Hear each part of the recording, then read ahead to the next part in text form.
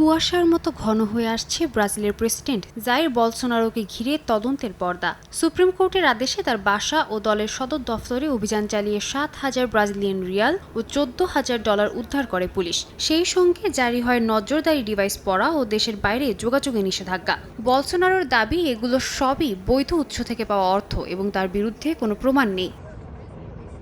স্থানীয় গণমাধ্যমের দাবি, সাবেক এই প্রেসিডেন্ট যুক্তরাষ্ট্রে পালিয়ে যেতে পারেন এমন আশঙ্কা থেকে এই পদক্ষেপ নিয়েছে আদালত। যদিও বলসোনারো তা সরাসরি অস্বীকার করেছেন। তিনি বলেন, যুক্তরাষ্ট্রে পালানোর কথা ভাবেননি, বরং সুযোগ পেলে ট্রাম্পের সঙ্গে দেখা করে ব্রাজিলের অর্থনৈতিক সংকট নিয়ে আলোচনা করতে চেয়েছিলেন তিনি। আমি সংবাদ সম্মেলনে বলেছিলাম যে আমার পাসপোর্ট থাকলে আমি ডোনাল্ড ট্রাম্পের সঙ্গে দেখা করে ব্রাজিলের সমস্যাগুলি নিয়ে কথা বলবো। প্রেসিডেন্ট লুলা এখনো ট্রাম্পের সঙ্গে কথা বলেননি। আমার কাছে যা মনে হয় তা হলো তারা যুক্তরাষ্ট্রের সঙ্গে দ্বন্দ্ব চায়।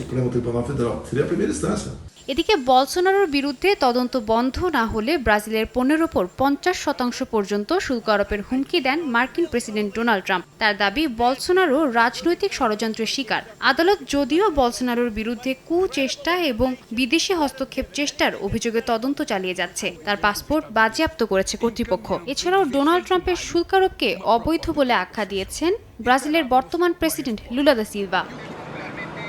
জনগণের মধ্যেও দেখা দিয়েছে দ্বিধা। কেউ মনে করেন বলসোনারো জাতীয় নিরাপত্তায় হস্তক্ষেপ করছেন, আবার কেউ আদালতের সিদ্ধান্ত নিয়ে প্রশ্ন তুলেছেন। তবে একাংশ বলছে, মহামারী কালে তার দায়িত্বহীন আচরণের জন্যই অর্থনৈতিকভাবে এ পর্যায়ে এসে দাঁড়াতে হয়েছে ব্রাজিলকে। সাদিয়া তাসনিম, সময় সংবাদ।